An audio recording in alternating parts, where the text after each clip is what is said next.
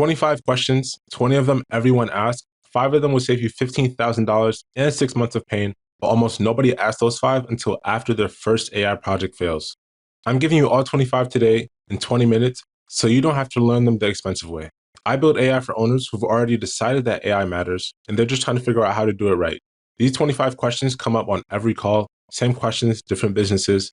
I've grouped them into 5 layers: awareness, money, the tool trap, implementation, and what I call the owner's regret layer. The questions almost nobody asks until they've already paid for the wrong thing. Let's go. So starting with tier 1, the awareness layer.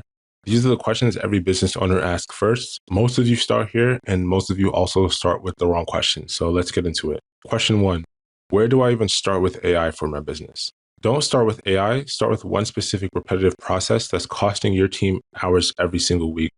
AI is the answer to that. It's not the starting point. The owners who get stuck for 6 months are the ones Googling, where do I start with AI?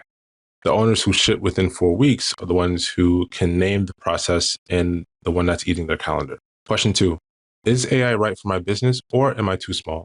Smaller is better for AI, not worse. A solo consultant gets more leverage from AI than the 500-person firm. The question isn't your size, it's whether you have repetitive judgment-based tasks. Your team has to make the same kind of decision over and over. Enterprise companies are actually the worst customers for AI because there's too much processes and too many approval layers that go into each decision. Question 3, should I just use ChatGPT or do I need something custom? ChatGPT on its own solves about 60% of business use cases. The other 40% need a system around it that connects to your data, RAG, custom workflows. The question isn't ChatGPT versus custom. The question is which 40% you're in. And most consultants will sell you the custom system, whether you need it or not. Question 4, will AI replace my employees? AI replaces tasks, not people. The owners who win with AI redesign roles around it. They let their team do higher judgment work and let AI handle the repetitive middle. The owners who lose are the ones who try to cut headcount fast, and they realize that AI needed a human to manage it. I made a whole video on this. 50% of companies that replace workers with AI regret it within a year. Links in the description. Question 5, how is AI different from automation we've already had before? Traditional automation does the exact same thing every time. AI handles the messy middle, the parts of a workflow that need judgment, summarization, or interpretation. If you can't fully describe your workflow in if-then rules, you don't need AI. You need Zapier. But if a step in your workflow currently requires a human to think, read, decide, that's where AI lives. Moving on to tier 2, the money layer.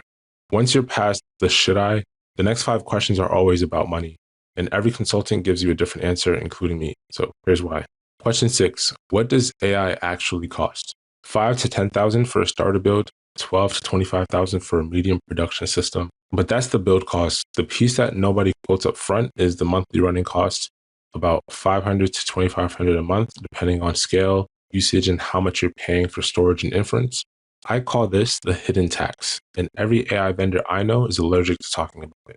Question 7, what's a realistic ROI timeline? 30 days to implement properly, 60 days to measure consistent results, 90 days to know if it actually worked. Anyone promising payback in week 1 is selling you the demo, not the system. The actual production results take a quarter to surface because your team has to learn the new workflow before savings start compounding. Question 8, how much should my business be budgeting for AI? Don't budget AI as a percentage of revenue. Budget it against the problem you're solving and the value the solution returns. If AI gives your team back 200 hours a month, the right budget is a fraction of what that recovered time is worth. And for most small to medium-sized businesses, that math justifies 15 to 50,000 in year 1, not the 2 to 9,000 a generic 1% framework will hand you. AI isn't an experimental line item anymore, it's an operating necessity. Question 9, why does one consultant quote me at 5K and another at 50K for what sounds like the same thing? Because they're not the same thing, the $5,000 version is a single workflow on N8N connected to one tool. The $50,000 version is a multi-source RAG system with monitoring, audit logs, and a custom interface. Both are real builds, both serve different problems. The reason you can't tell the difference is because neither consultant explained what you actually need first. Question 10, can I just buy a SaaS tool instead of paying a consultant? For about 60% of use cases, yes, you can buy, but for the other 40%, the SaaS tools solve 70% of the problem, and you're stuck building workarounds for the rest. The diagnostic is simple, right? If your workflow is generic, just buy a solution. If it touches your unique data or specific processes, most of your industry SaaS tools are just GPT wrappers with a $99 a month price tag. All right, moving on to tier 3, the tool trap. The next 5 sound technical, but I promise they're not. They're decisions, and most of them have a default answer that almost nobody talks about. Question 11. Should I use ChatGPT, Claude, or Gemini? For about 80% of business use cases, the model itself doesn't matter much. Claude is better at long documents and nuanced reasoning. And ChatGPT has the most integration. Gemini wins inside of the Google Workspace, but pick the one your team actually will log into. And this is the part that nobody tells you. Which tier you use matters more than which model. The consumer chatbots, the free ChatGPT and Claude, can train on what your team types in. The API tiers don't. If you're putting real business data, proposals, client info, or internal docs into a free chatbot, you're effectively donating it into someone else's next training run. Question 12. Do I need a vector database like Pinecone? It depends on the use case, but Postgres plus pgvector handles 90% of small and medium-sized RAG use cases. You probably have Postgres running somewhere, so skipping the dedicated vector database saves you $200 to $2,000 a month, and the performance is fine for any business under 1 million documents. I call this the Postgres unlock, and it's the single biggest cost-saving move that most consultants don't tell their clients about. Question 13, what's RAG and why does everyone keep mentioning it? RAG stands for Retrieval Augmented Generation. In plain English, it's the technique that lets AI read your company's documents without retraining the model. It's the difference between an AI that knows the internet and an AI that knows your business. A 2025 Gartner study found that 72% of businesses cite they can't use internal data securely as their biggest AI blocker. RAG is the perfect fix for that. 80% of the AI features your team actually wants, answering questions from your wiki, pulling from past work, generating proposals from prior ones, all of that is RAG. Question 14, N8N versus Zapier versus Make. Which one should I use? N8N if you want to own the system and you have someone who can self-host. Zapier if you want the fastest time to launch and you don't mind subscription costs. Make is the middle ground because there's a better visual flow than Zapier and less complexity than N8N. Honestly, this is the question business owners agonize over the most and it matters the least. Question 15. Should I host this myself or use a managed service? For 95% of small to medium-sized businesses, managed wins, and self-host costs you more in engineering time than you save in any subscription fees.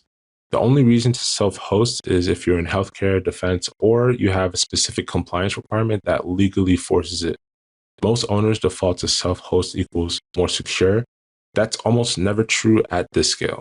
If there's anything so far that you feel like I left out, just drop it in the comments. I'll make sure to comment to each one. Moving on to tier 4, the implementation layer. Once an owner decides to do this, the next 5 questions are the ones that decide whether the project actually ships or quietly dies in month 2. Question 16, how long does an AI project actually take? 1 to 2 weeks for a single workflow, 3 to 5 weeks for a connected rack system, and 8 to 12 weeks for a production grade system that has monitoring, audit logs, and all the shebangs. Anyone promising less is cutting corners on data prep or on monitoring, and both of those decisions kill the project in month 3, not week 1. Question 17, who on my team needs to be involved? 3 roles, 1 internal owner who can make decisions in real time, in the room, 1 subject matter expert that knows the process being automated, and 1 IT or data person if you have legacy systems to integrate with. That's it. You don't need a data scientist, you don't need an in-house ML engineer, you need a decider, a knower, and a connector. Question 18, what do I need to have ready before we start?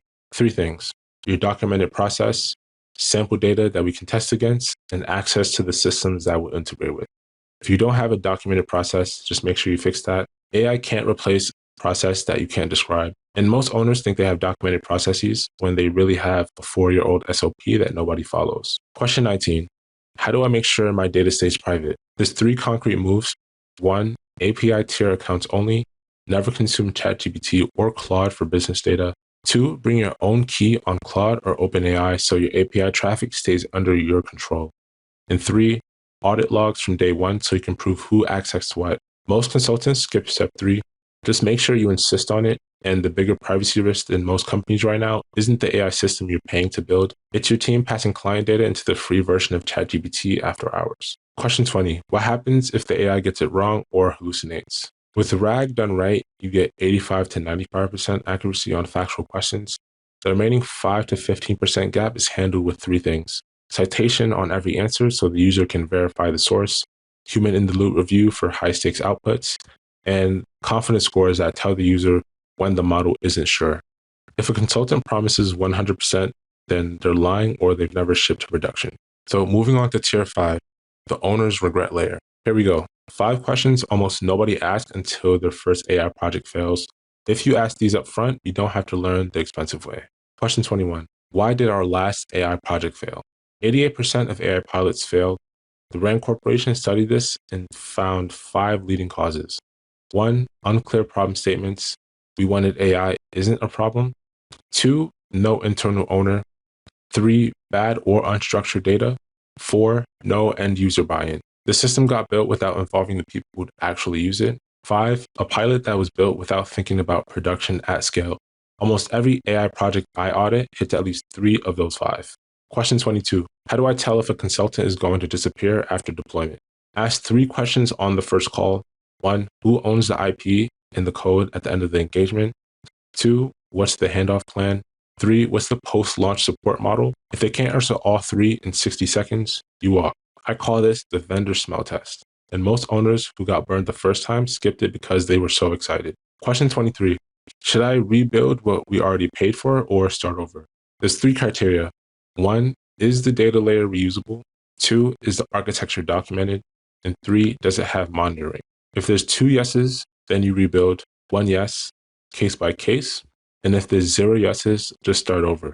Most failed AI projects can be salvaged at 30% of the rebuild cost, but you can only see that if you audit instead of getting emotional about the money you've already spent. Question 24. How do I get my team to actually use the AI we built? Adoption is the number one reason AI projects fail at small and medium-sized companies. 3 things make it work. 1. Visible time savings in the first week. If it doesn't save someone an hour by Friday, then they won't use it on Monday. 2. Training that's specific to their role, not just generic how to prompt training. 3. A clear path for them to flag any issues. Most consultants ship without any of these 3. They build the system and hand it over and then just go ghost. Question 25. If we were going to do this again, what's the first question we should be asking? The most important question on this list, the one that if you ask on day 1 makes the other 24 matter less, that question is, what's the smallest possible version of this that we can ship in 4 weeks? Anyone who can't reduce your project to a 4-week starter doesn't actually know what they're doing. The 4-week version forces clarity on scope, on data, and on ownership. And every successful AI project that I shipped started as a 4-week project that got expanded after it worked. 5 layers, 25 questions, the ones that every business owner asks me, and the 5 that most of them only ask after they've been burned once.